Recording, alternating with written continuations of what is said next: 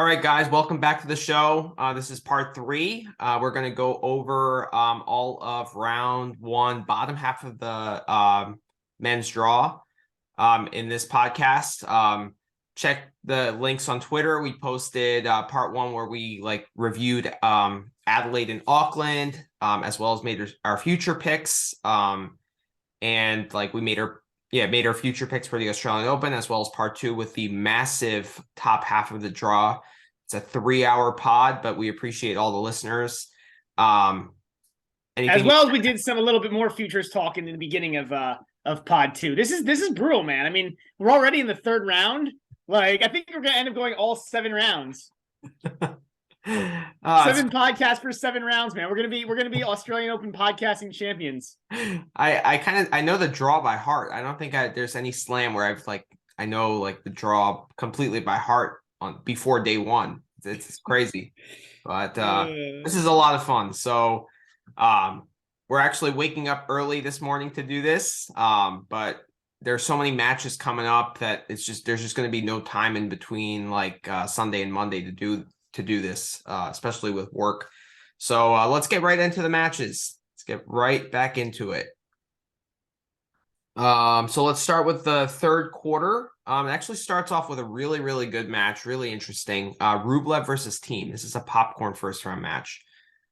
Well, so I think it would be popcorn 2 years ago, but Thiem really has not been he's gotten a little bit better. He's gained a little more form on clay, but on hard, I still don't think he's a top 50 player on hard. Well, so Thiem got a lot better towards the end of the year. And those are all pretty much hard court tournaments. He did pretty well in Vienna.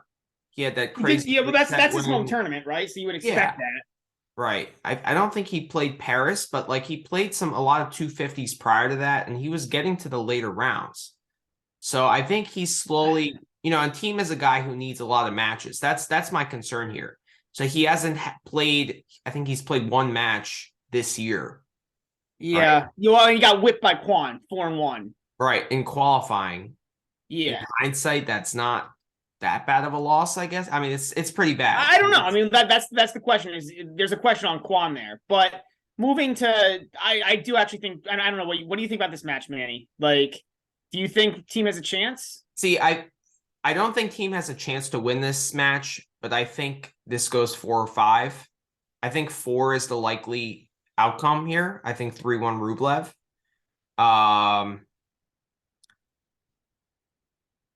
See, I'd almost just bet the 4-set line here.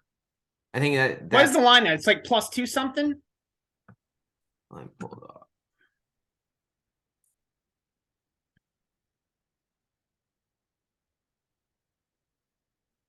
So the set spread is -1.5 for Rublev at -175. I don't really like that.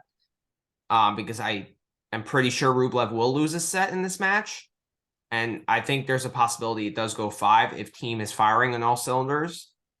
That being said, I don't really like Thiem +1.5 just because he hasn't really played that much, this year.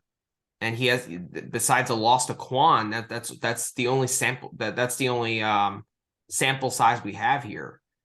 Rublev has not been good this year, right? He lost to RBA in Adelaide. He lost to Kokkinakis in Adelaide 2, right? So he really hasn't been good.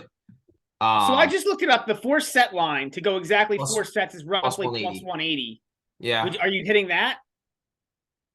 If I have a play in this match, that's where I go. Okay. I haven't hit it yet. I'm still thinking about it. Can you talk me into it? I'm not hitting that. I actually have a sneaky play here. My only play here is under 9.5 in set 1. That's at plus money. The over under was 9, I think, or no, the over under was 10 when it came out. It's now gone down for set 1 to 9.5. Mm-hmm. I'm hitting the sneaky under on 9.5 at plus money. Rublev and Thiem, neither of these guys tend to play a whole lot of tiebreak sets. It's a little odd for Rublev, given that he has a pretty big serve. But so given that, like a one break set very well could be 6-3. So because it's plus money, I'm going to take the under 9.5. And because I do think there's a gap here. I think the style actually fits Rublev well, team style. And I think there is a gap here between Rublev and Thiem now. I mean, I still don't think Thiem, he did a little better on hard at the end of last year, but he's still, I don't know. I'm still not that impressed. And 4-1 against Kwon is really scary. So I'm going to go under 9.5 in the first set. And that's my only play here. Only because it's the plus money at 115. If it was even money or worse, I'd stay away. Yeah, so they played. I think this is the only match we kind of. Wait, I gotta share my screen. So I think here this is the only match where we can kind of take into account this one in Gijon where they played at the end of the year in the semis. Rublev won 4-4. So I think I think Thiem's form is a little bit worse, because like he hasn't really played this year. But that being said, Rublev is also a little worse. He hasn't played well this year either, right? So this is kind of a big match for both guys. I don't really like that. Granted, they both went 6-4. I don't know. I think there's going to be a lot of tight points, tight sets. I think both guys are going to be edgy. And I could see like a back and forth with a lot of breaks. Like if they had a breaks prop in this match, I'd hit that. So that's why I like the under 9.5. Is I think that gives you a chance to get a 6-3 set in there. Again, at the plus money. Okay. Yeah, it's at plus money. That's a good point. Good point. I think I'm gonna go with the 4 sets at plus money. I think that's where I'm heading, but I'm still thinking about it. I still need a little more time to analyze this. But I don't think it's going to be in our day 2 family parlay, this match. No. So it's all right, next match. Yeah. Let's move on. Max Purcell against Emil Ruusuvuori. So Ruusuvuori is usually my favorite under guy to hit, but not here. Purcell's at home. I think he's I don't know that I see him winning this match, but the line is really friendly to Purcell.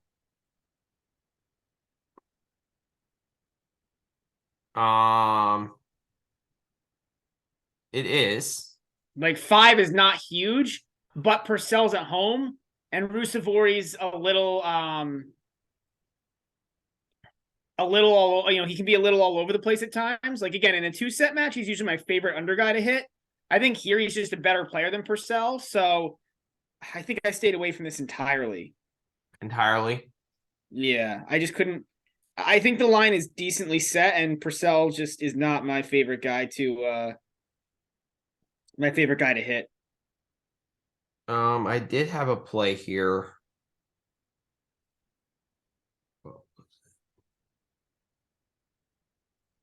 Yeah, I had Purcell plus 5.5 games here. Oh, it went down to 5. I don't know if I would play 5. I would play 5.5. I don't know if I'd play 5 though. Ruusuvuori has struggled this year. I lost to Emer. Slam results are not very good. Do you ever remember him making a 3rd round, 4th round? I mean, I don't think he has. No, but Purcell is not even an ATP level player. But qualified pretty easily, acclimated with the conditions. That's why I'm staying away. I think there's variables in both directions. I think anything that you can argue, I can argue back the other way. So I'm staying away entirely. Good point. How has Purcell done at the Australian Open in his home slam before? Has he qualified before? I'm sure he has. He probably got. Yeah, last year he lost. That's in the qualifying. He lost to Lechka 6-6. The year before. They didn't play it in 21, did they? They did. Yeah, they always played it. I think 21 was just without fans. Yeah, I think you're right. Yeah, you're right. Yeah. Lost to Sinner in 3 sets, but qualified.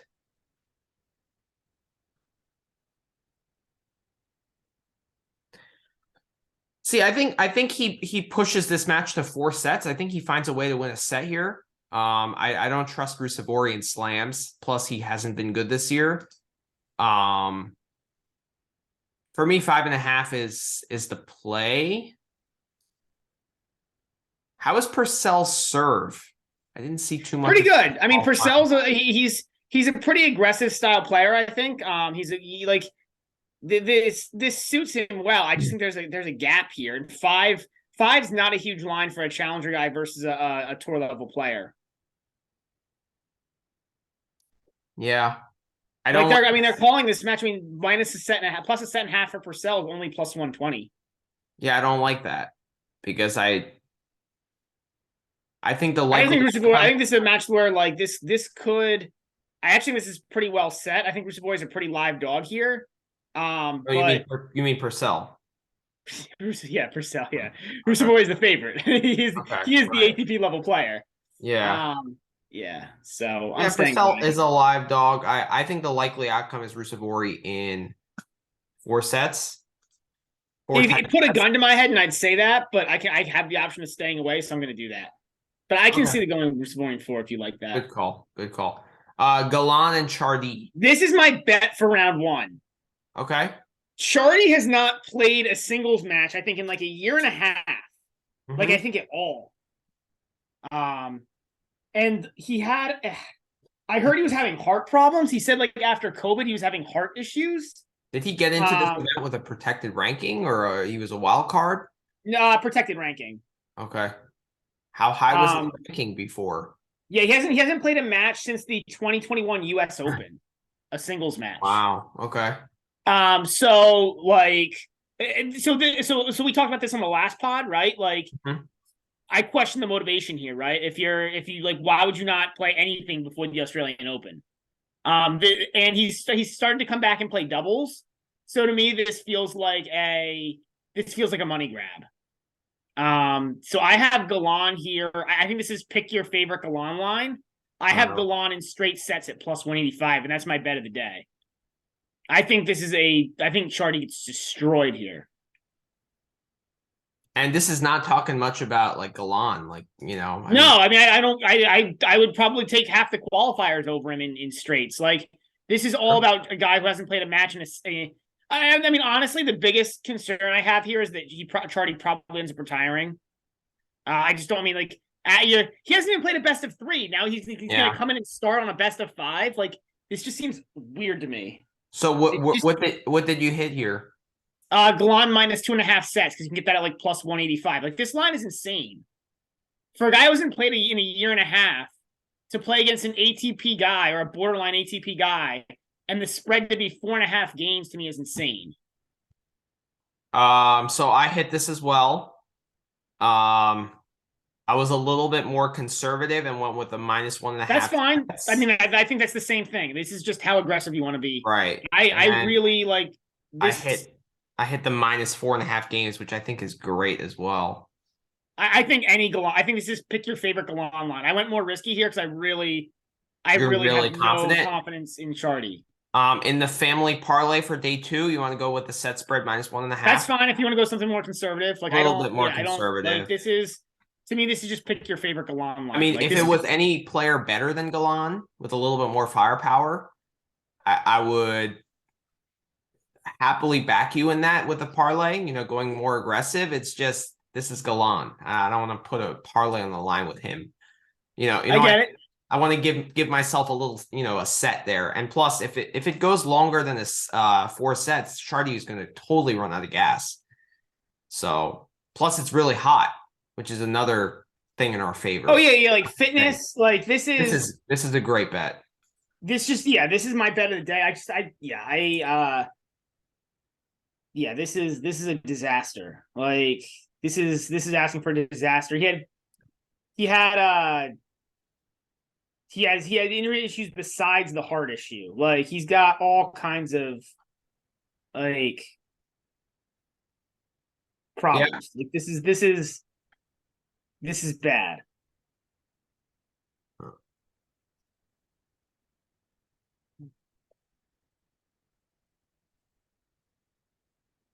Yeah, I love this both in the parlay and a single bet. I think I'm gonna hammer that and put more than one unit on that because that's a great line. I'm surprised how much respect Chardy is getting here.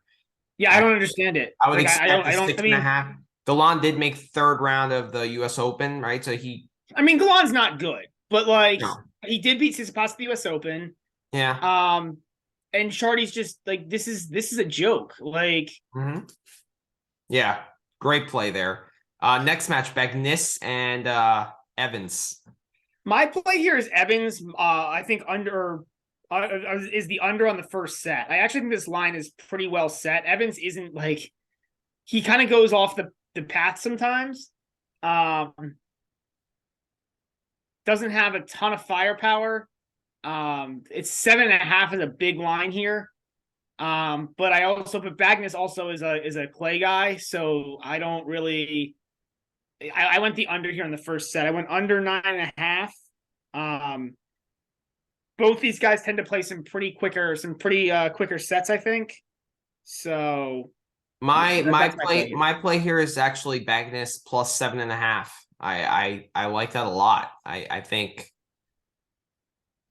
with Evans' lack of firepower, right? There are going to be some close sets here. Plus Evans has recently choked away a lot of matches. He's shown a tendency of getting tight, closing out sets. And I think that's going to play with his mind. So if he's up a break 5-3 or something, I wouldn't say live bet it. He's playing Bagnis, it's not like he's playing someone really good, but I just think he could get tight there and that set could get complicated, become like a 7-5, 7-6. I don't know. I think 7.5 is a lot for someone who's kind of struggling with his game right now. I don't disagree, but it's just Bagnis is like not good on hard court. Like, so that's my yeah. Yeah, let me look at Bagnis's results here.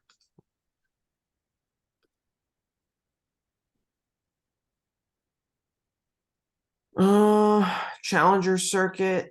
But this is all clay. Not November. Except that last Temuco, right? That's all you've got. Lost a kicker. Ugh. Took a set off Lechka. It's not bad. Yeah, I mean, yeah. All clay, U.S. Open. He barely comes on the hard. That's my qualified and took a set off Korda, which is not Korda of this year. It's Korda of last year, but still not bad. I don't think the 7.5 is terrible. I you're not going to convince me to take Bagnis on any sort of fast hard court. Yeah, like to actually, yeah. Yeah, the only real hard court events he plays are any like Masters he qualifies for and like Slam. Right, when there's major money and points out there. But if he has an option, he goes and hangs out on the clay court. Right. And if you look at all those 6-2s and 6-3s. That's 10 sets in a row, 11 sets in a row of under 9 games for Bagnis, which is crazy. That is a good point. So this is why I'm hitting the under on the 9.5. Do you get that at plus money? I don't think so. I think it was it's minus 1. But I was surprised. It's it was minus 125. So the book is understanding that, but I still think that's pretty it's not. I mean, to give a standard like 9.5 is like the neutral over under. And so to see, I'm surprised the book didn't move this down to like I saw a couple of matches where they moved it down to 9 or 8.5 the over under. I'm surprised they didn't do that here. Yeah, I think I'm gonna go with a plus 7.5 here. I just think for Dan Evans, that's a lot of games. Like it's a lot of games. Like that basically. I hate that. I feel like the books are pretty good at figuring out how these matches are gonna go. We've talked about this before, like with these big odds. It's but I don't hate it. I don't think there's any value on Evans here. I think it's all. I also sticking with my my under 9.5. Like I think there's 1 or 2 sets that could get away from Bagnis, which makes me a little scared. For me, I think there are sets that can get away from him. I don't think it's the first set though. That's my worry here. I think like when he played Korda, the first 2 sets were 7-5, 7-6. Yeah, I don't take that. Like, I'm not looking that much at that match. I'm looking more at, just his general matches in that one match versus Korda. I'm also playing the fast hard court angle here. This is a faster hard court, which is not gonna. I don't know if it really suits either of their games. I probably prefer Evans on a slower hard court, but I don't know. I remember him playing Murray. Where was it? I think at the 21 Aussie Open.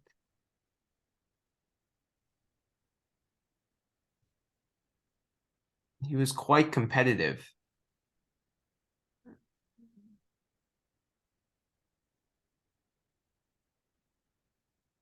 Oh, yeah, I don't know. Yeah. You remember Magnus playing Murray? Yeah. It may have been longer ago than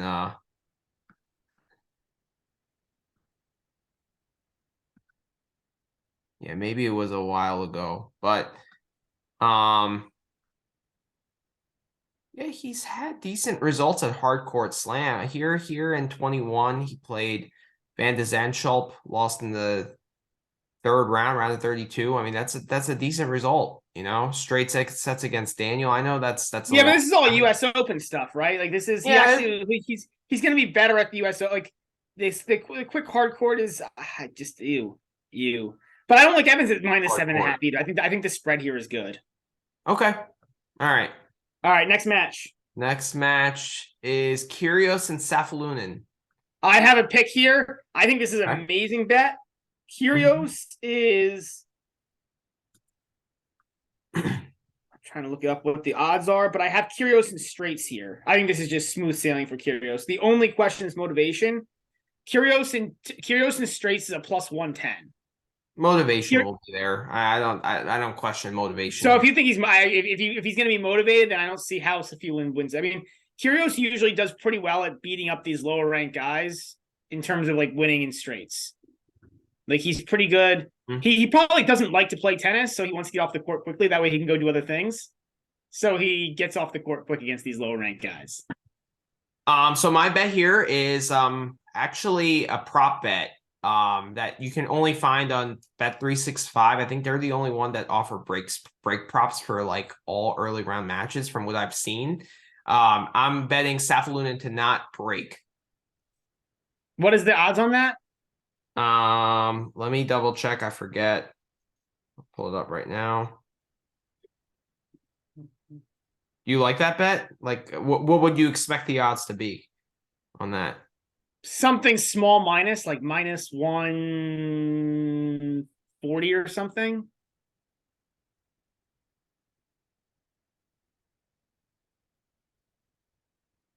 If it's plus money, I love it. Here it is. Break props.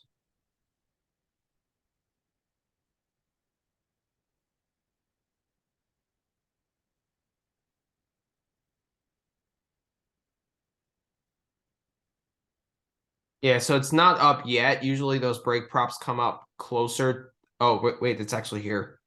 Wow. All right, I didn't think it was going to be that bad. You get Safiullinen to not break serve is minus 200. Yeah, I don't like that. No. I thought it would be. I thought it was better last time I saw that, but I'm probably at minus 2. I should have hit it earlier if it was any better.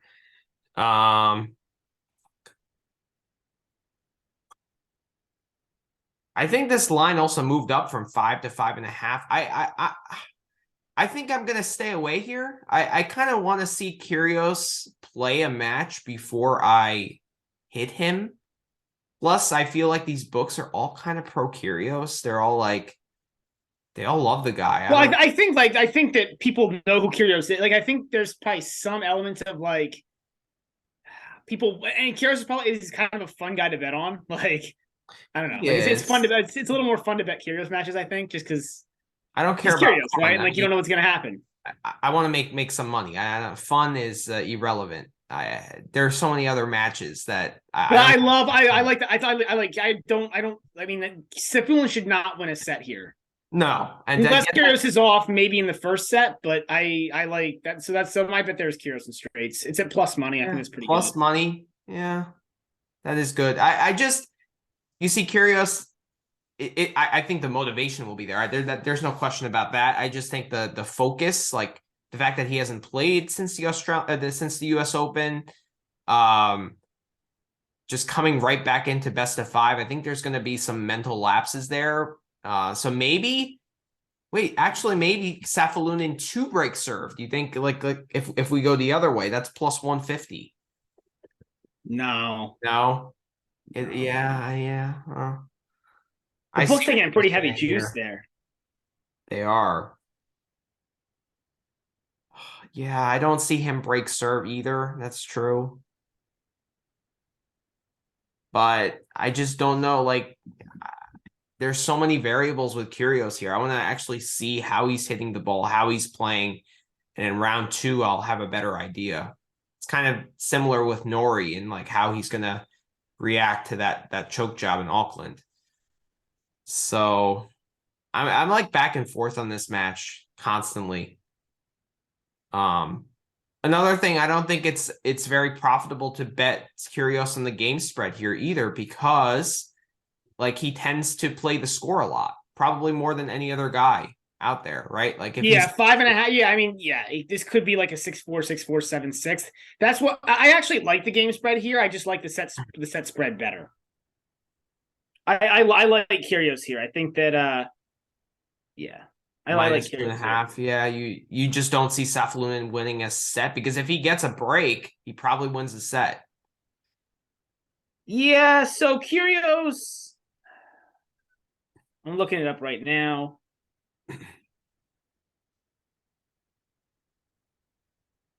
At the Australian against guys outside the top 50,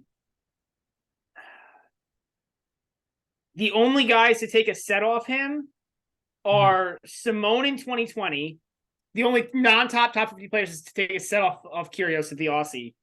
In 14 matches are Simone in 2020, Seppi in 17, and Seppi was a decent player. Delbonis, and that was back in. Then you're talking about matches back in like 14, 15. So he's pretty good at dominating the Australian. He's pretty good at dominating these guys early rounds. And you're not putting much stock into like fact that he hasn't played. You don't think it really matters with him? You just think he's just going to come out firing, bombing serves. Yeah, he'll bomb serves, right? Like I don't see how Safiullin wins a set. That's my question: is how does Safiullin win a set? You're talking me into it. It's plus money. I like that. That's kind of why, right? Like my original thinking was stay away. But when I saw the plus money, like, and Kyrgios wants to get it done quick. Kyrgios doesn't want to hang out and play 4 or 5 sets. No, he doesn't. He wants to retire. Yeah. And yeah. Probably wants to go with his girlfriend somewhere. Somewhere. We don't know where. That is we don't have that kind of information. I'm sure we won't after this podcast. After talking I think he would rather be hanging out with his girlfriend somewhere, maybe in bed and listening to our podcast. But I think he'd rather be doing that than playing tennis. So he probably wants to get this done quickly. So I mean, yeah. You talk me into that one. I like it. All righty, next match. All right. Gasquet Humbert. Gasquet Humbert. Gasquet's coming off that amazing title win in Auckland.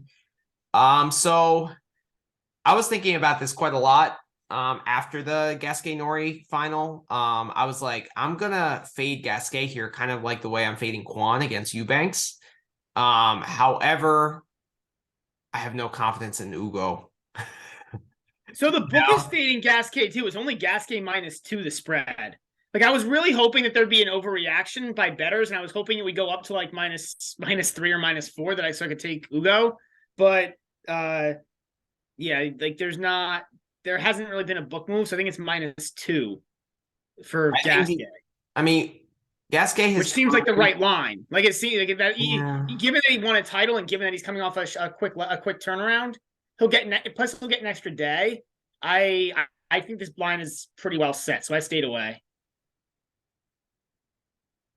So I also hate betting on Ugo matches. Have you like seen the line movement in here in this match? You like has the line gone into? I don't think it's moved too much. It might have come out at like 2.5. No. It actually come down to 2, if anything. It's pretty much sat around that 2.5.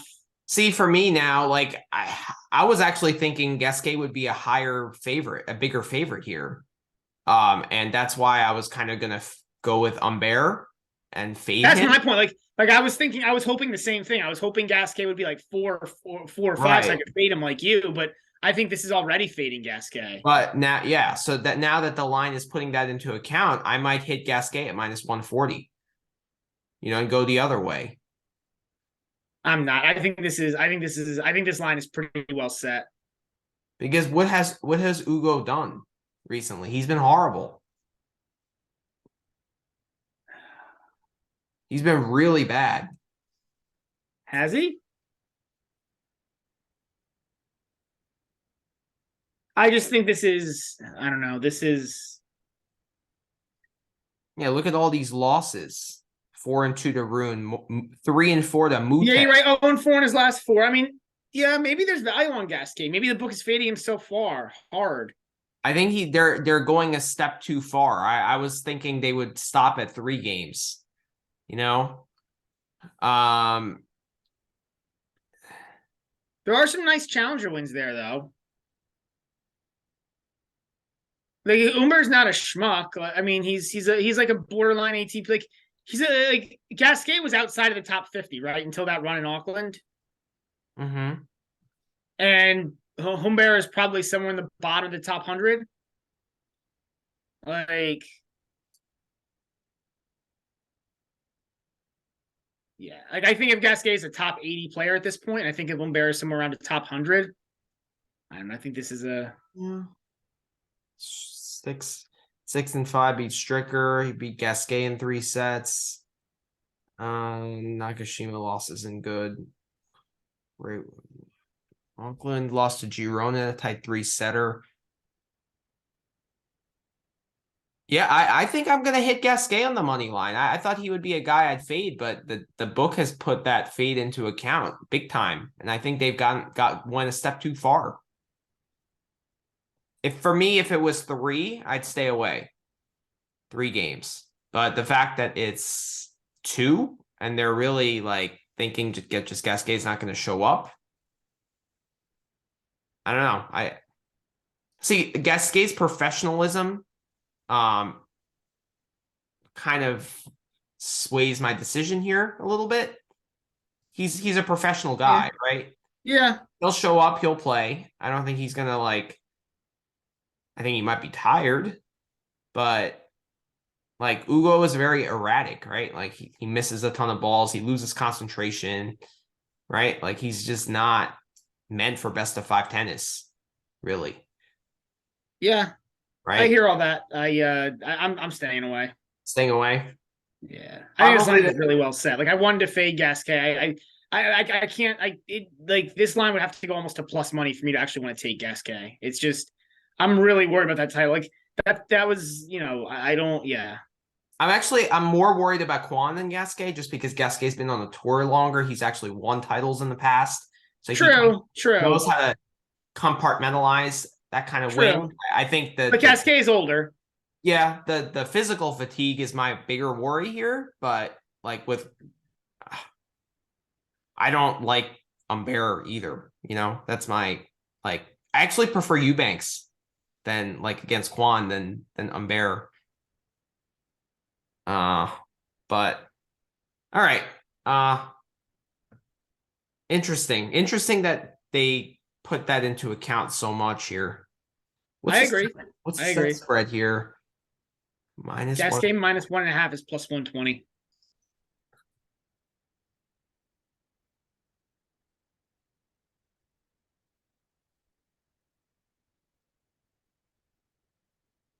Yeah, I'd probably just stick with the money line.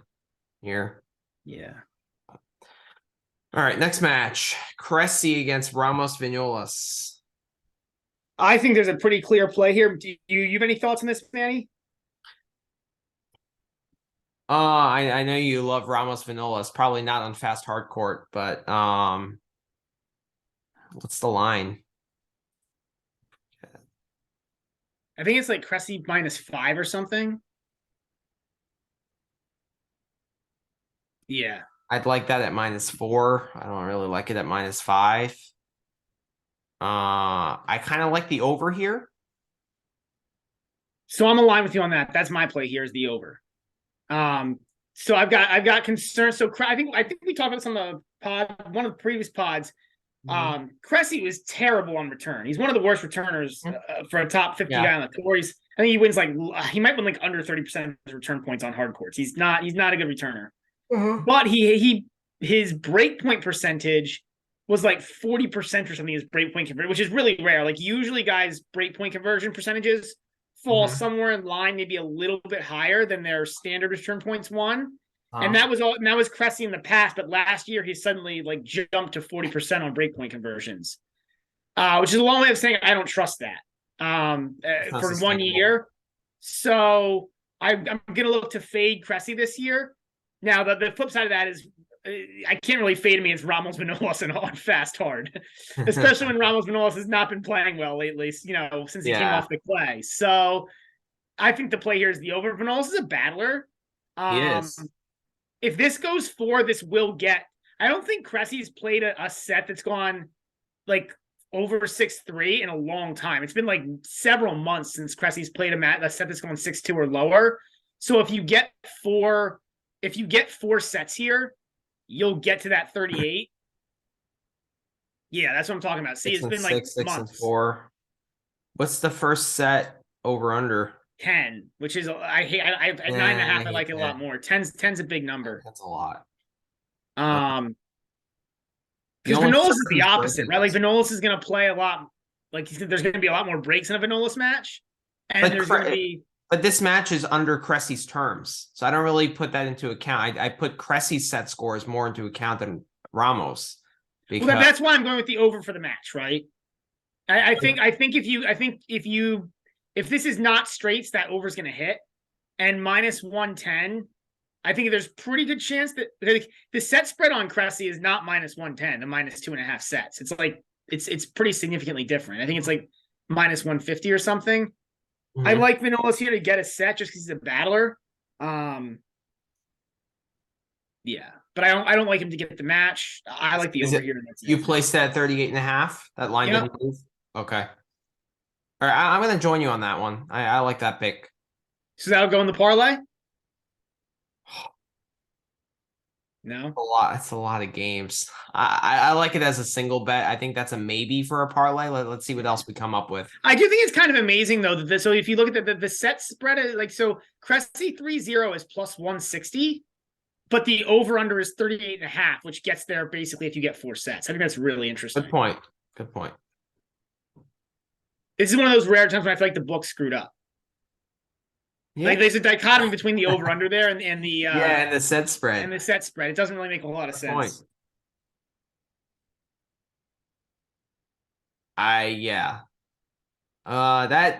Okay, let's put that in the maybe as a over under play. All right. Or as a parlay play, but I like it. Next match, Krajinovic against Holger Rune. You have a play here? No. This line to me, this is I think this line is pretty well set across the board. Rune was really, I think you're probably going to take Rune because you like Rune.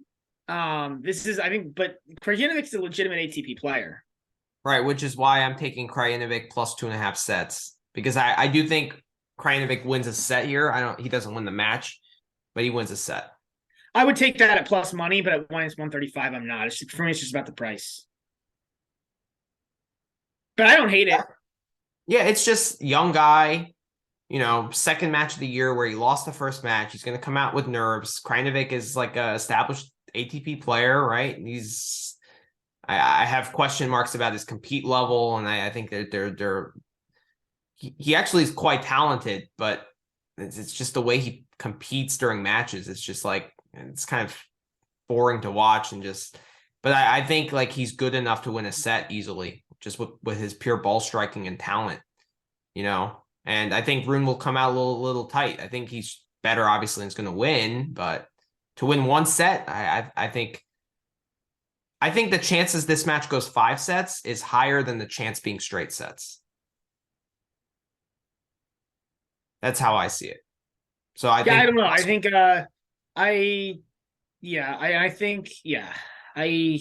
this is another one because usually a 6-game spread is not a 2.5 set spread. Yeah, there could be some lopsided sets. I don't think playing the game spread or the over under is a good play at all in this match. I just think the set spread is the only play here. I agree with you. I'm going to stay away, but I think that if there's a play, I think that's the play. Okay. All right, let's move on. Carreño Busta and Cachin. I got nothing here. Like Busta's, if anything, maybe you take Cachin to win a set. I think the lines of odds there were not terrible. But that's the only thing I like.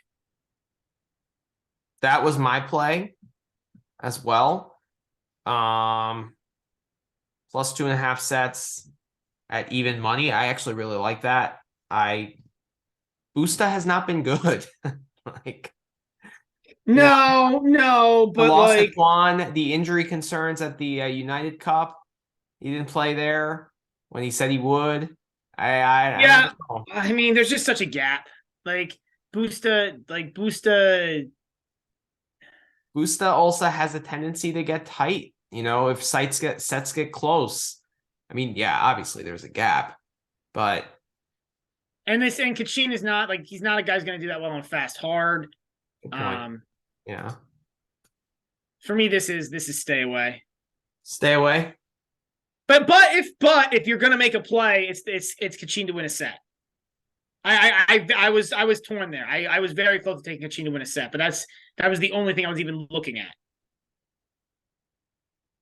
Yeah, played Murray really tough in Gijon. 6-3 against Hallis. Took Nori to a 3-set tiebreaker. Got well done by Leshen. Yeah, that's true. But that's a really bad matchup for Cachin, right? Cachin likes baseline grinders, right? So I actually think he's going to do better against Busta than he will against Lestien. He doesn't like that. I agree. Right? That's just agree. Like, just a terrible matchup. See, the matchup kind of favors Cachin because he's going to get balls that he likes, you know? Like, he's not going to get much junk. He's not. So if Carreño Busta slips a little bit, I think Cachin can pull a set out. And I think the matchup actually favors Cachin. I'm pretty close to backing you. I may back you on that. You're talking me into it. It's just such a gap. Like it's a talent gap. It's a first round of a slam. It's first. Is Cachin top 100 player in the world on fast hard? I mean, there's not.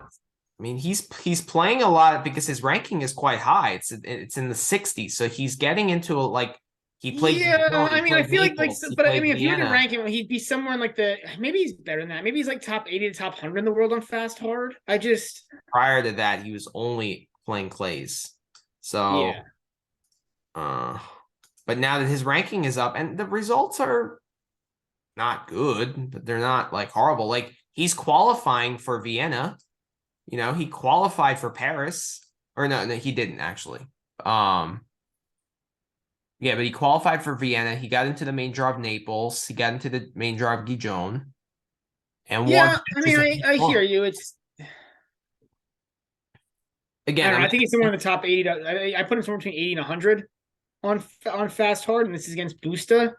Like I don't know, but I don't like. I'm not going the other way. I'm not going Busta minus 2.5 sets at minus 130. You can maybe talk me into Cachin. Maybe it's really. I actually think that's like the value is all on Cachin. Yeah. But I think it's like the book edge offsets that. So I think Like, I think there's like 50% chance that Kachin wins a set in this match. And the odds are even money. And so I have plenty of other bets out there, so I don't need to bet this. Okay. All right. Fair. Bellucci and Bonzi next match. I got to pull. Do you have a play here? I got to play here. I Sneaky play. do as well. My play here was, I remember having a play. Bonzi minus 1.5 sets at minus 135.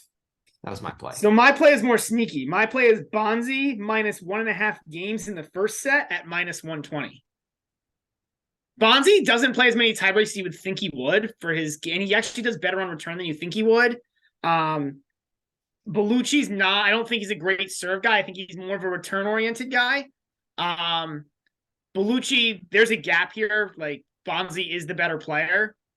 And Bonzi plays, I think, better in first sets.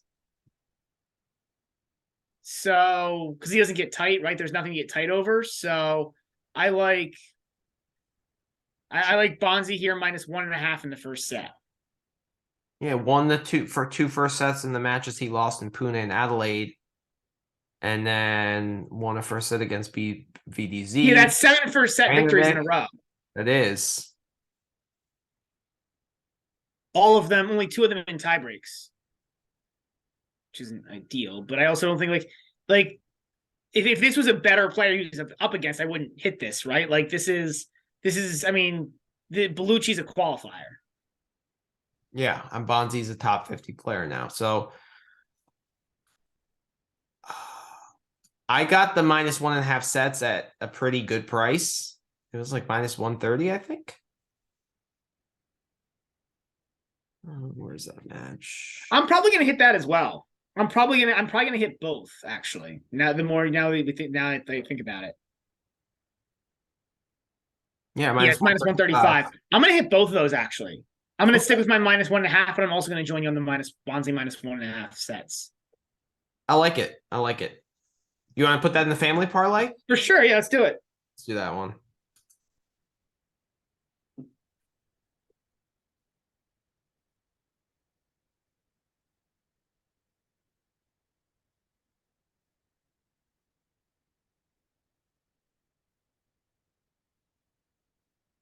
All right, on to the next match. Yeah, so it's Bonzi minus 1.5 sets versus Bellucci. Yeah. All right, that's in the family parlay. Next match, it goes to Isner Mannarino. All right, I have Mannarino money line here. That's my play. You agree with that? I stayed away from this. This to me just screams like a mess. So Isner is like 8-0, technically 8-1, but the one match Mannarino won was a retirement at 1-all. But Isner is 8-0 in his career, other than that one match against Mannarino. So that's why I stayed away.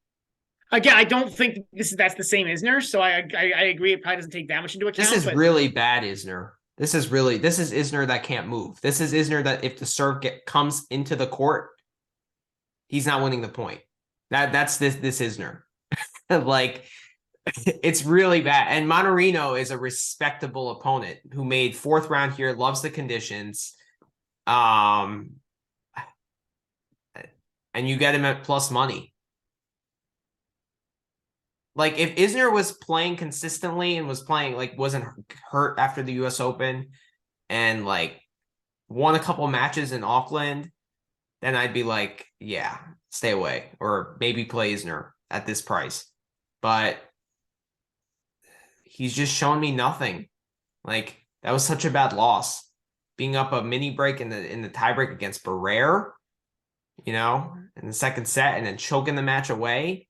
And this is a much better player. Also, this is best of 5 too, where the set is going to go to 7-6, right? That there's no doubt about it. But like the fact that Isner hasn't played matches and isn't match tough right now allows me to believe that Mannarino can pull one of those out, or 2 or 3. Am I talking you into it, or? I'm putting the head-to-head out of the window because, like, that's a different Isner. Yeah, it's a different Isner. Yeah. I hate betting Mannarino, but you're probably right. Like, he's just so awful to watch. His form is so weird, but I don't care about form. I care about wins. If Fabrice Santoro was in this field, I mean, like, and I would look at Santoro was more him fun though. He made more like Yeah. fun gestures and stuff. You know, he like danced Okay. around a little bit. Like, I don't know. Santoro was fun. Mannarino's like, I don't know. He was fun. I do. This is a I wish you got a better price at plus 1.5 sets. Like if I got plus 150 on that, I'd probably hit that. No, I think this is pretty close to a coin flip match. But you really like Mannarino here. I really do. I really, really do. I'm fading Isner big time. I was the only thing I don't love about it is the 0-8. I may need to look into this a little more. You might be able to convince me here. I need to look into this a little bit more. I also like the over 10.5 first set. I think that's pretty good at even money. Usually I'd stay away from that, but like Isner is not breaking Mannarino's serve. There's no way. There's no way. And is Mannarino... He broke Barrera's serve, didn't he? No, I think that was 6-7. I think it was 6-7, 7-6, 6-3. I think Barrera got the only break in the third.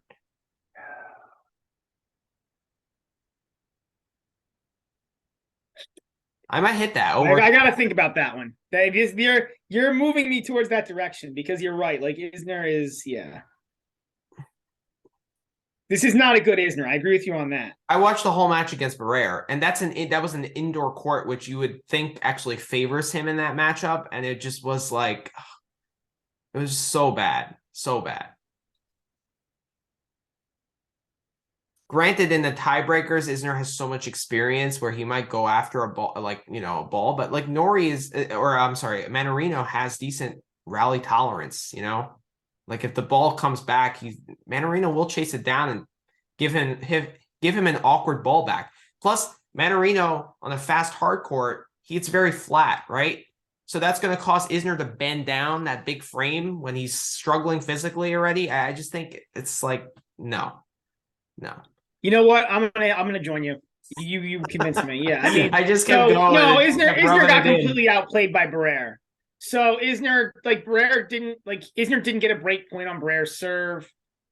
He won like 20% of his return points. Like that's bad. Yeah, I think I'm also gonna hit the plus 1.5 sets here. Do you want to? I'll just take the Mannarino money line. Like I don't think there's any reason to overcomplicate this. Like Mannarino should win this match. I think you're right. Even though he's 0-8 against Isner all the time, it scares me. I'm throwing that head-to-head out the window. Yeah. Because Isner's so bad right now. Yeah. Yeah. All right, let's move on. That's an interesting conversation there. Shu against de Minaur. Any play here? No, nothing. I think the line here is pretty well set. It's a big line for de Minaur. It should be. He's at home. He's the better player.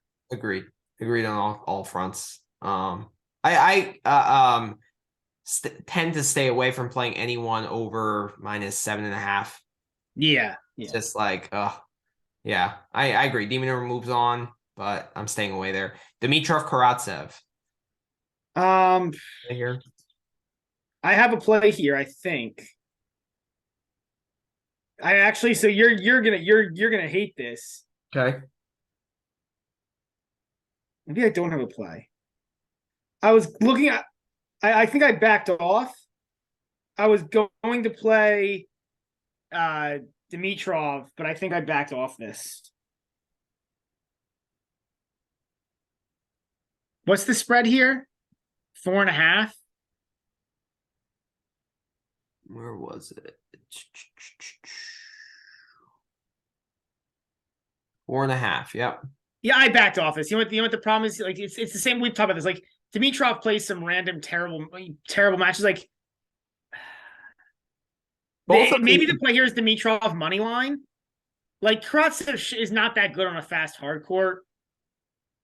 But there's one thing to be said about having success in a place and coming back there, even though your results haven't been very good. You know, when you kind of have done well somewhere. That's true. This is you where know, he had that where he run. had that run, right? So these courts suit him. Even last year when he was playing really bad, like he still made the third round. So do you want to go Dimitrov or do you want to go Karatsev? I don't want to go Karatsev Karatsev because I think Dimitrov is the better player and should win. To me, this was a total stay away. And if there's one play here, I play the over, actually, because both of these guys tend to play long matches and slams because they have dips in their play, right? Dimitrov's game is not big enough where he can sustain a high level for 5 hours, and Karatsev has a lot of mental dips and starts missing a lot, but has more firepower than Dimitrov. So I think this matchup constitutes an over. But I'm probably staying away. Granted, it's 37.5. That's a lot. And I could see a couple 6-1 or 6-2 set if one guy falls off the wagon. So I'm staying away here. Yeah, I don't know. I think I agree. I think this is a stay away. But I think there were things I was looking at here, but I think I'm staying away entirely. All right, let's move on. Let's pick it up a little bit as we only have about 40 minutes. Zizou Bergs and Laszlo Djere. Got nothing here. Nothing here. I think this could go so that's the match that goes so many different ways. It could, yeah. And I just it really could. Yeah, I think this is a fool's match to bet. One guy who's talented but can lose one in love to other guys his level, like he did at the United Cup. Yeah. Versus a guy who probably fixed the last match. Yeah. He played. Yeah. So I totally agree with you. I think Djere should win this. But he's the favorite. He's a -1. He was down there somewhere. He's like a -200 or something. Yeah, -200. -215. I actually saw some other guys pick Bergs here, but I'm not willing to do that. Yeah, I'm not either. Over is a decent play if you want to play this match. I actually think it could go back and forth here. But yeah, I'm staying away. I'm staying away. If I had a gun to my head, I'd probably pick Djere just to win the match, but I'm not willing to bet it. Gun in my head, I'd take the over, but I don't like any plays here. Okay. But who do you think like actually moves on, wins the match? Oh, Djere. I mean, yeah, he's the better player. Okay. At this point in his career. All right, Koekkoek and Delian. You have a play here? Delian hasn't played in like 6 months, but Koekkoek's also not good. I got no play here. I'm tired of watching. Like, Australian Open qualifying was fun, but I don't need to keep betting Australian Open qualifying when there's. Plus, he's such a massive favorite here. He's like -900? -7.5 on the game spread, which is fair. Like, looking at this match, Delian hasn't played in 7 months, and he's a clay guy to start with. Like, yeah. Fair, but like that's giving another weird thing where a guy I don't think played any challengers coming in, which is weird again. I would think like these guys usually their protected rankings a little odd to me, but that's a lot of respect to give to a qualifier, though. That's a lot. Yeah, but Delian hasn't played in 7 months, and Delian wasn't that good to begin with. True. Delian, can he win a set? I don't even see a set spread here. But over 33.5. I don't like that either because it's a lot of breaks. Tight points. I don't like this because Delian hasn't played in 7 months. He hasn't played since Wimbledon. Good point. Staying away. Yeah, that's a Baena Djokovic. I see this is a match where they need to have more props, right? They need to have props like, will Djokovic draw Baena hard after the match? Will he give him a nice hug? Like, because that's going to be a beatdown. And Baena is not going to be a happy man after this match. Like, I have no interest in betting any tennis props because like 11 is just such an insane spread. And it's also hilarious that they're only giving Baena 19-1. Like, if you take Baena on money line, you only get 19-1. That's insane. Like, Baena has nowhere near a 5% chance of winning this match. When I did my math, come on, like, but this is 0. Like, so 11 games, that's 2-2-3, and that's a push. Yeah. That's insane. That is insane. Like, if it was 11.5, I'd be tempted to go Baena plus 11.5. That's just so many games. It is, but like this is going to be a beatdown. I mean, Baena has nothing to hurt Djokovic. I agree, but like, this could be. I mean, this could be 2-1-1. Like this could. I mean, this could be a beat. This will be a beatdown. The only question is how badly. And another question is like, how much does Djokovic like? How bad does Djokovic want to beat him down? Like, does he want to get a couple extra balls in? And like, no. He's not going to give him games, but does he? You know. So this is a match where Djokovic is going to work on things. He's going to kind of go bigger, right? I don't think he's not going to play lockdown mode tennis, right? That's what he does in tight moments, right? He's going to play aggressive. He's going to try to fine tune his game, right? So that's still going to be a beatdown. No, it's going to be an absolute beatdown. But don't get me wrong. I just think the strategy with Djokovic, usually in these early rounds when he plays guys like this where he can get rhythm, is he tends to go bigger, which means he tends to make a few more errors, which means there could be a 6-3 set. So I don't think his purpose here is just beating Baena down as hard as he possibly can. The purpose here is to fine-tune his game for the next rounds, which gives me a reason to hit that 11 because that's just so many games. It's just so many games. Yeah, I'm looking. But you know what, though? I mean, Roland Garros, he beat Bedene down by 11. He beat Griekspoor down by 11 at the 21 U.S. Open. He beat down Galan by 13 at the 2020 French in the first round. He beat Zoomer down by 12 at the U.S. Open. Ito by 11. Like, this is not an insane spread. Djokovic could cover this. And Baena is in that category of those players. Yes. No, that's a good sample size. Those are good. I mean, you talked me into staying away, actually. But I just think like this. Like I said, what I want is like odds that Djokovic will make Baena a heart, odds that Djokovic will give him a hug, odds that like those are the odds that I want because Djokovic is a nice guy. He's all about the soul. I want to see what we need those props, not like not match props.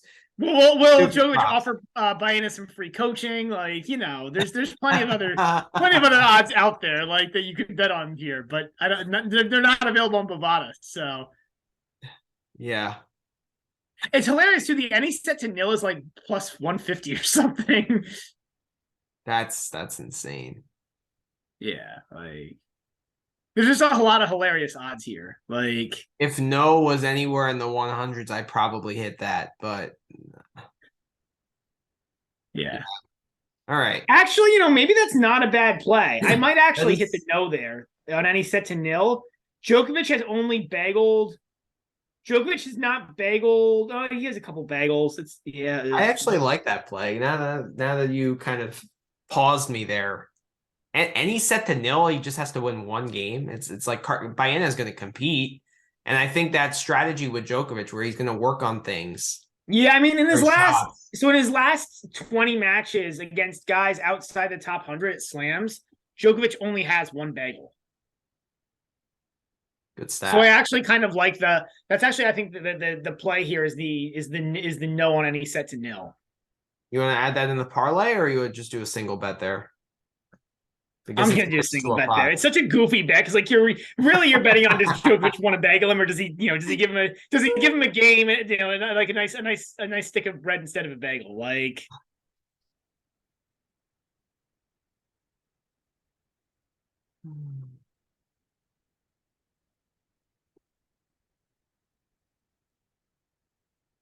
All right, next match. We got 16 left. So maybe we just go kind of popcorns and say what we got here. Yeah, we got 25 minutes. So okay, so the last quarter of the draw. Last quarter. All right, the next match. Fritz Bashman. What's this spread? This is also a massive spread. It's -9 for Fritz. I stayed away here. I actually took the -9. I took the -9. Bashman is so bad right now. -9, 3, and 3. Ooh. Yeah. At -1 because I think Bashman could give up a nil set. Like Bashman is really bad right now. Yeah, I see those high numbers and tend to stay away until I talk to someone about it.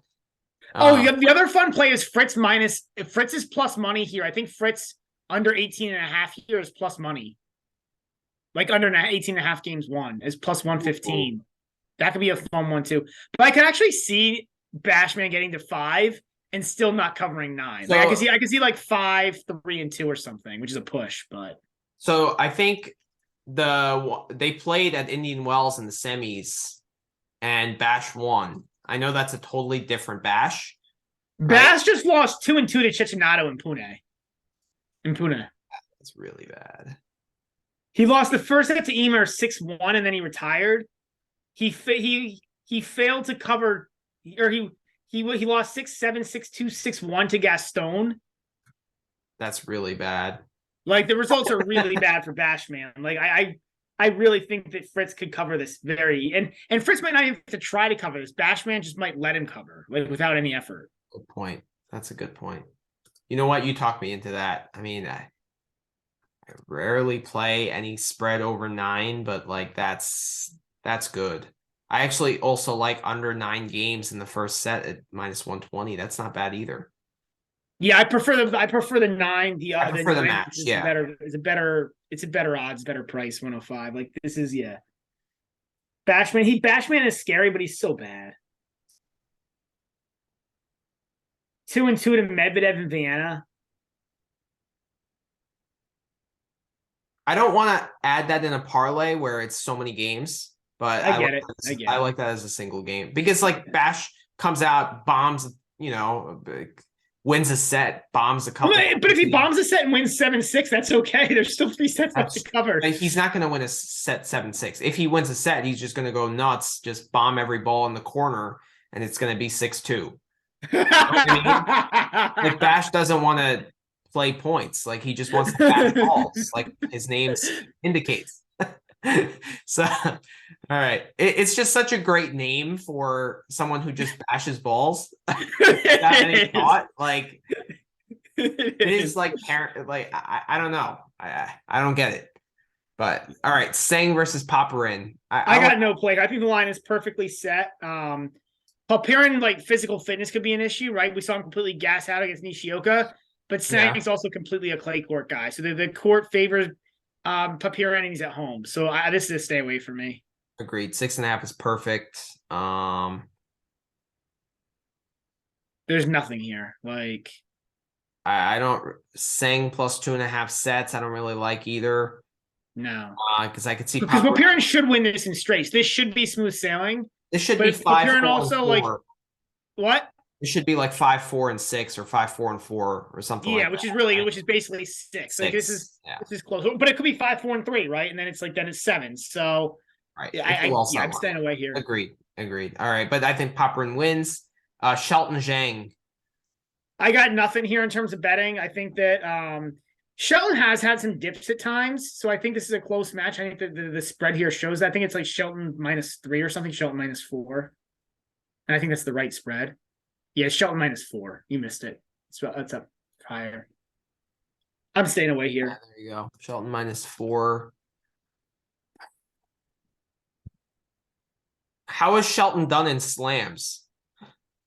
Well, I think the only one he's played is the U.S. Open, right? And how did he do? He just graduated college.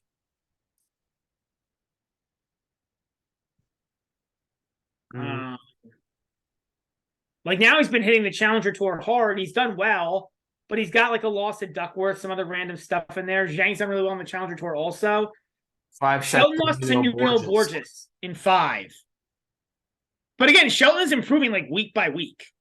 Right, that's true. This is a stay away for me, because I think the line is perfectly set. Zhang's not bad either. Like, these are two guys pretty close to the same level. To me, the only play here, if I'm playing it, I'm going to stay away, is the Zhang +4. I agree. If there's a play, it's the Zhang plus the 4. Yeah, but you have to go with Zhang +1. I don't like +1.5 sets because that means he either has to win or it has to go 5. And to go 5 sets, you need luck. Yeah. Yeah. So I think this is a pure stay. I mean, this is a really well set. It's not a pure stay away because of the players. It's a little bit, because Shelton's a little bit all over the place. Like, he does still play some bad matches, which you'd expect out of a kid who's just joined the Pro Tour. So yeah. All right, fair. I'll stay away. There's so many other Mets to bet here. Jerry Kekmanovic, your favorite? Kekmanovic? Yeah. This is, I think I stayed away here. I think this line is pretty well set as well. Like Jari's a big serve, nothing else, but the line here is not pro Jari. Actually, you know what? I took Kecmanovic minus the 4.5. Kecmanovic has struggled recently, but Jari is not good against ATP players. He's just not. I can't remember the stat on it, but he's it's not pretty. When he plays ATP level guys, he shows he's not at that level.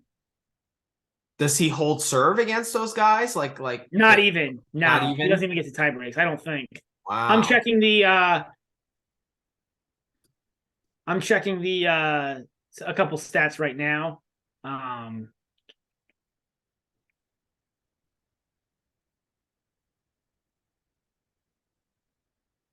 So in let me look at. So in ATP matches, Jari he's actually not that bad. He's 5-9 in ATP matches, but against top 100 guys, I'm gonna pull this for you because it's not pretty. Yeah, he was 5-9 last year against top 100 guys in the past year. He's 1-9. His only win is he beat Montero on clay in 3 tie breaks. Interesting. And then if you take out clay matches, because Jari's favorite surface, ironically, is actually the clay.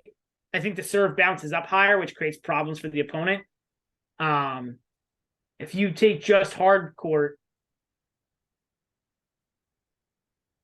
last year against top 100 guys, Jari is 0 for his last. On hard against top 100 guys, Jari's 0 for his last 17. He's the Detroit Lions. Good enough to be in the minor leagues of football, but not good enough to be in the major leagues. I mean, this loss to Berrettini, I know it's Berrettini, but like to not hold serve and lose 2-3 and 3 is not good. You know, like I would expect a 7-6 or a 7-5. He lost 4-4 to RCB, who we just bashed. Yeah, I know. Like he's not on hard. His favorite surface is clay.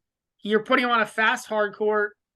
I mean, this court isn't terrible for him because with the serve, but it's Kecmanovic hasn't been good lately, but he's good enough to beat Jari. Agreed. 0-17. That's the stat that stands out. Is he 0-17 in his last 17 on hard against top 100 guys? You talked me into that. Minus 4.5. I think that's enough games. I think he can in 3 sets. I think that's a good spread. And most of these matches haven't gone to tie breaks. So only 5 of those 17 matches had a tiebreaker. Wow. All right, let's keep going a little quicker. Very interesting match. This here is my upset pick: Schwartzman against Krutik. I'm staying away here. It's partially because I love Schwartzman, but Schwartzman's been terrible. But this is also Krutik, who's like not even top 200. So he did look good in qualifying, but I can see why you take the upset pick, but I don't think the odds were that good on Krutik. I think you're gonna get paid 3-1. 165. 165. I mean, I actually think Krutik could win this. Krutik is a really live dog here. Really live dog. The injury scare with Schwartzman, that's concerning. Yeah, actually, if you're on a book that a retirement gets you paid, but I don't know if Schwartzman will retire. Schwartzman's a pretty tough guy. I think he'll play through it. But I don't. Well, if he plays through it, then he probably loses, right? Yeah, I mean, I don't hate this for Krutik. Like the money. So when I look at this, all the values on Krutik. There's no value on Schwartzman here. I'm gonna stay away just because Schwartzman is a veteran. Like he should be. If he can't win this match, that's not good. No, but we had this conversation in part 1. Like, is he done? Is Schwartzman done? And the answer very well may be yes. So, and if the answer is yes, away, but if you want to hit Krutik, you have my blessing. That's my only play there. Only play. Yeah. Money line. Money line. That's it. That's it. That's my upset pick. JJ Wolf against Jordan Thompson. I'm going Thompson here, and I think I took the money line. Yeah, I took the money line here. Thompson is. This is just because it's plus money. I think it's a complete pick'em match. Wolf is all over the place. He is. Big game, but all over the place. Thompson's at home. I love to make fun of Thompson because him and Duckworth are my favorite, two of my favorite guys to make fun of because they're just so bad. but like somehow Thompson wins matches. Yeah, he competes. I mean, both these guys compete. So my play, I didn't play it. I stayed away just because the total is so high, but I would play the total here. I just think it's a back and forth match where both guys get tight and kind of can't close out key moments. Yeah. I don't see. I don't hate that. It's just too high. Like if it was 36 or 37, I'd hit it. 39 is too much. Yeah. Too much. So I stayed away here. I get that. I only took Thompson because it's plus money. Like if this is, I think it's I think this could go any way, but I think there's a lot of ways that this could go Thompson. Like Wolf is just so all over the place. He is. And that match against Giron, after Giron struggled, that wasn't good. I also think Thompson's fitness might be a little bit better if it goes long. True. Good point. All right. Next match. If I had a gun to my head though, I'd probably pick Wolf just because of firepower. Yeah, I mean he's the favorite, right? Like he's it's tight. It's kind of a pick 'em match, I guess. Goffin locally. I'm staying. I'm pretty sure I stayed away from this. Go locally is a qualifier. Goffin is, I mean, he's decent, but he's not great. But I think the spread here is like 6.5. I just think the line is pretty well set here. I'm trying to see if I hit anything here. I don't think I did. I don't think I did either. Gun to my head, I'd go Goffin money line just because he's a veteran and he should get through this. But I think this is pretty well set. It is 6.5 is good.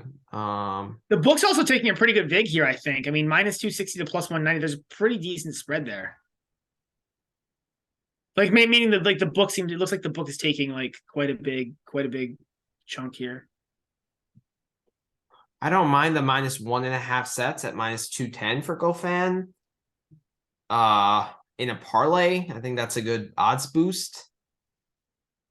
2.5 is just too much. I haven't. At that point, I would just go the Goffin money line though. The Goffin money line is only like minus 260. No, it's minus 400. Oh shit, that's my bad. I was reading. That's the first set, and I don't think there's value there. Yeah, no, it's a stay away. Stay away here. Yeah. Goffin wins though.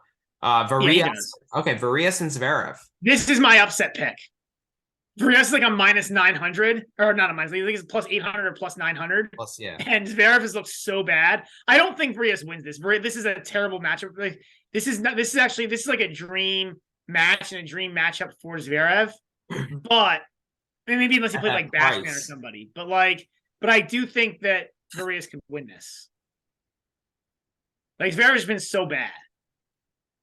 Like the United Cup was so bad. He was really bad. I mean, so you think Varillas could win this match? Yeah.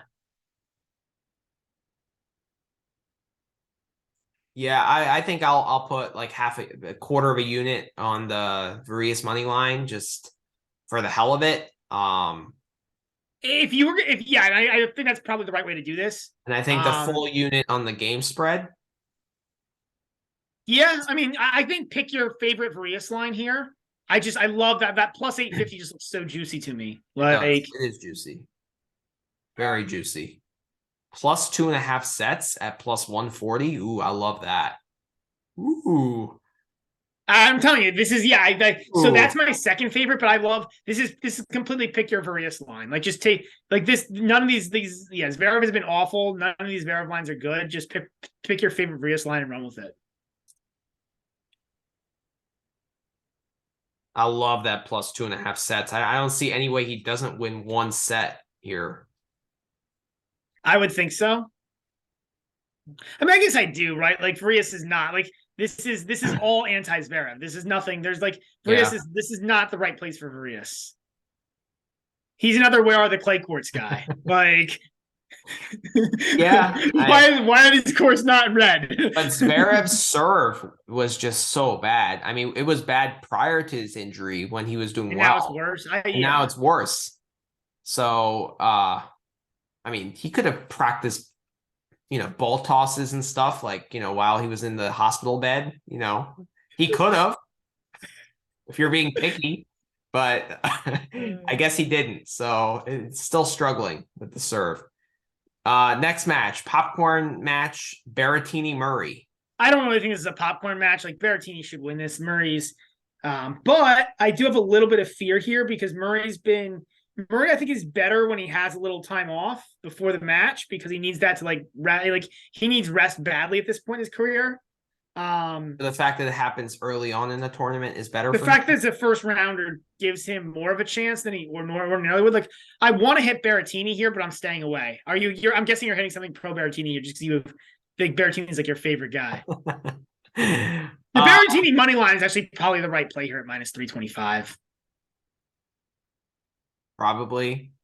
Like, I mean, this is Murray covered this at the U.S. Open, right? Like this ended up like 4 exactly. So, that's I think this is pretty. I think the book has this pretty well set. I just don't. I really don't see Murray winning this match. But 320 is long odds. My play here is Berrettini minus 1.5 sets. I know you're paying a price for it at minus 165. I just don't see how Murray wins 2 sets. Yeah, that's fine too.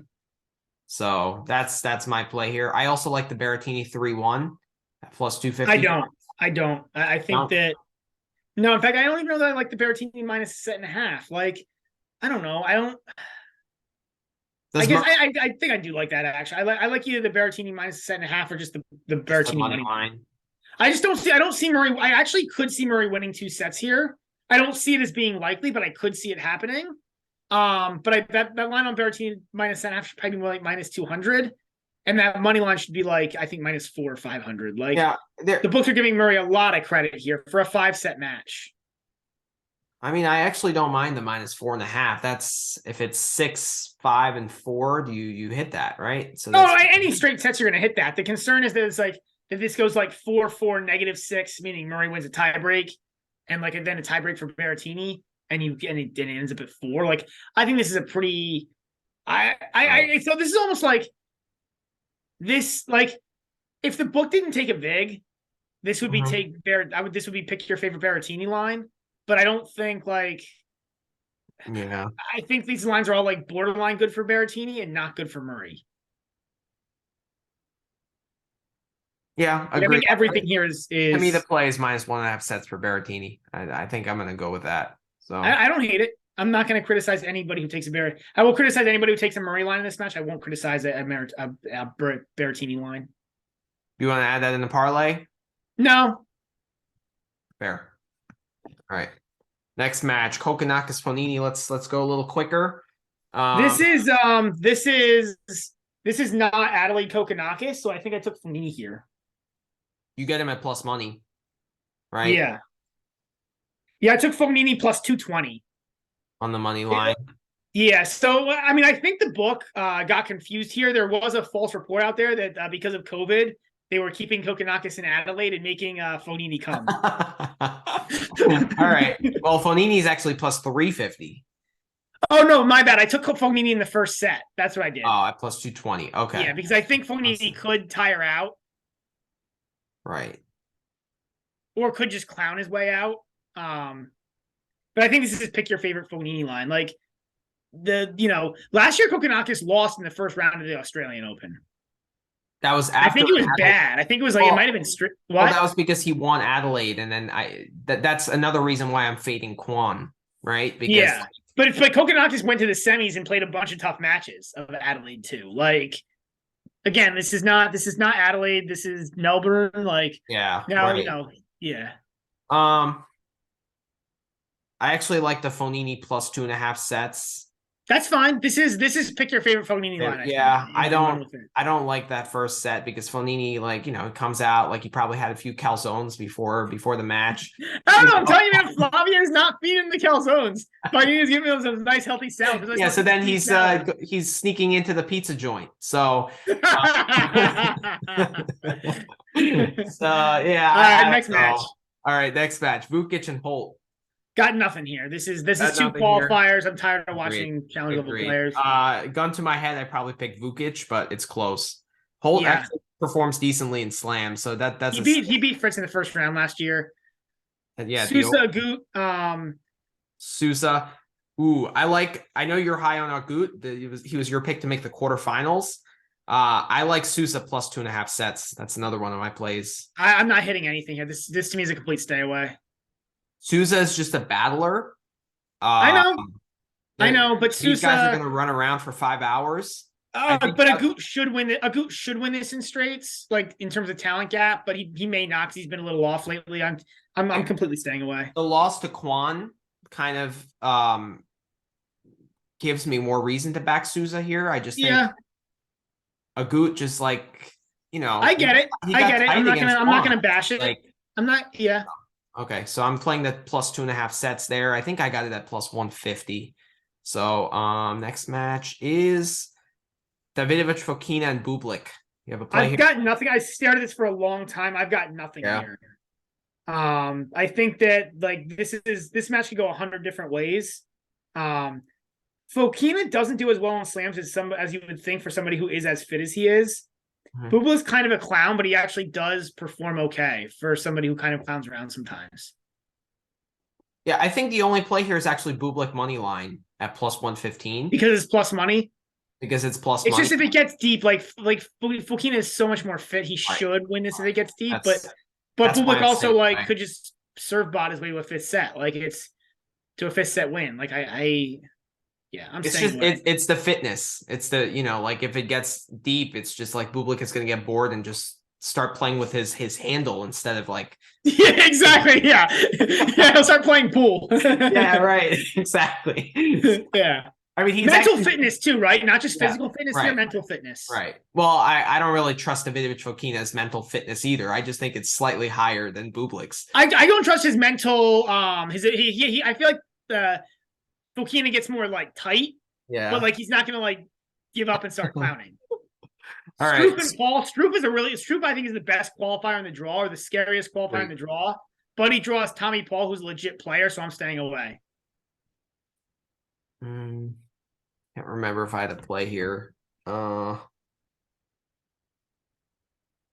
think I stayed away as well. I probably play Paul minus 1.5 sets. But Struff is just. And Struff, I think, has done okay in slams before, right? Is he the one who took Kyrgios to 5 sets at Wimbledon last year? Yeah, no, he played Alcaraz pretty tough. Yes, was that Wimbledon? Alcaraz. Where did he... I think it was in the fourth. Maybe it was. Yeah, no, I'm thinking of Jubb. Jubb was the guy who played Kyrgios. Struff played. Yeah, I think he played Alcaraz and played him pretty tough. Tough, right? So. And he just has a big serve, right? So that, like I don't like playing the spread there. I could easily see Struff winning a set. Paul did lose to 2 sets to, I think, was it Baena at the U.S. Open? I think so, yeah. Right? Like Paul's a little weird. Paul's kind of a tough guy to bet sometimes. He is. Oh, no, it was... let's see. Paul. At the U.S. Open. Yeah. Oh, so Zapata Morales took him to 5. Yeah. So granted, that's a better court for Morales, but yeah. Slightly. Yeah. But first round of slam, I tend to stay away from Paul. I'm staying away totally in this match. Yeah, I am too. Yeah. I think it's a good match. I think it's a really good first round match. I'll probably watch it. Yeah. I have a play here. Brooksby O'Connell. I do not. I actually I would, but O'Connell's at home, and I think the books have taken that in a pretty good play. It's just the rally tolerance from Brooksby is too good. He's going to be able to break his serve. Like every O'Connell service game is going to be an adventure, right? So what do you have here? Brooksby minus a set. I have Brooksby. No. I have Brooksby minus 3.5 games because I see a lot of breaks. I could see easily a 6. But isn't the line here 4.5, or is the true line 3.5 here? Did you take an alternate line? No, it moved down. It must have moved. Okay. So I don't think the home court means that much. Yeah, I got it at O'Connell beat Brooksby recently. What was that? I think O'Connell beat Brooksby recently. 6-4, I think. Brooksby showed pretty good form in Auckland.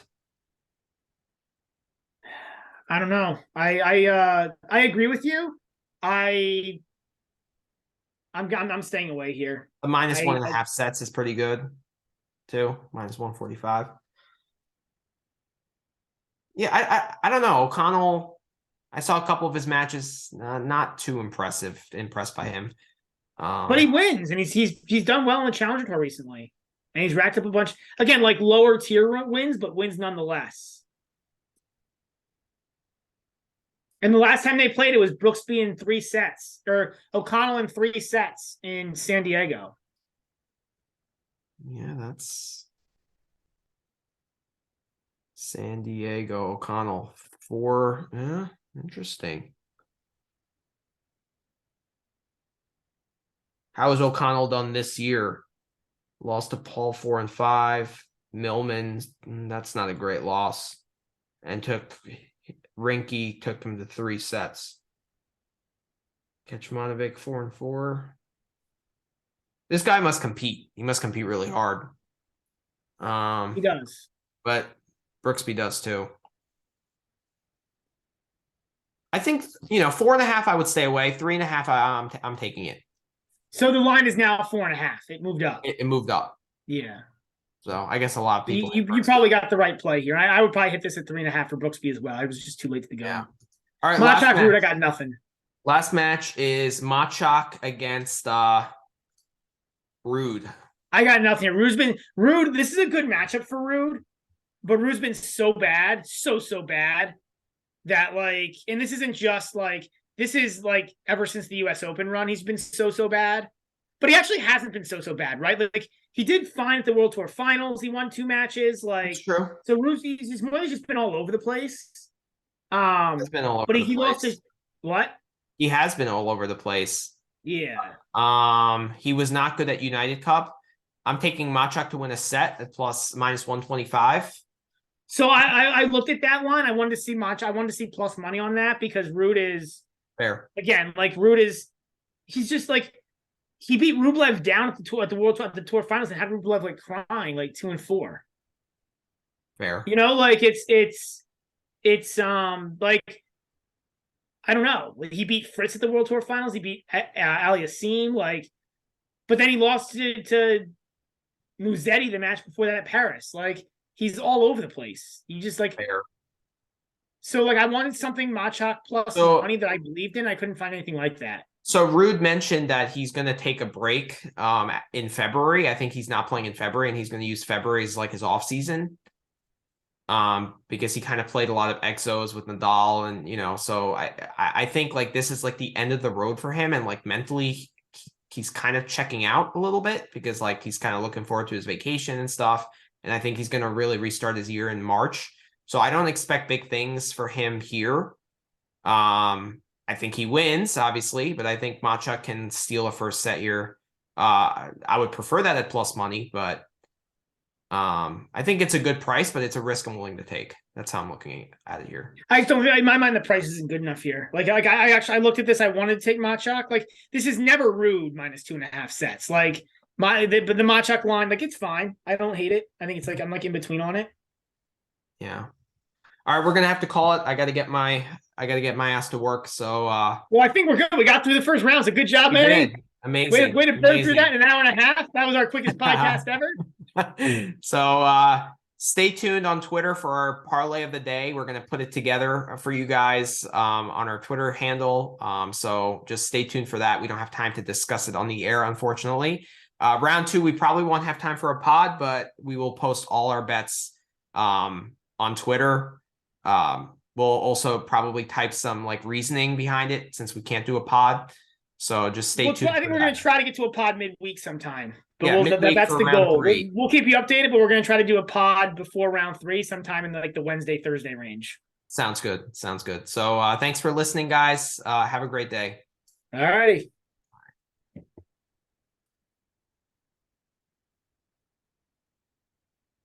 We should actually probably try to emulate more.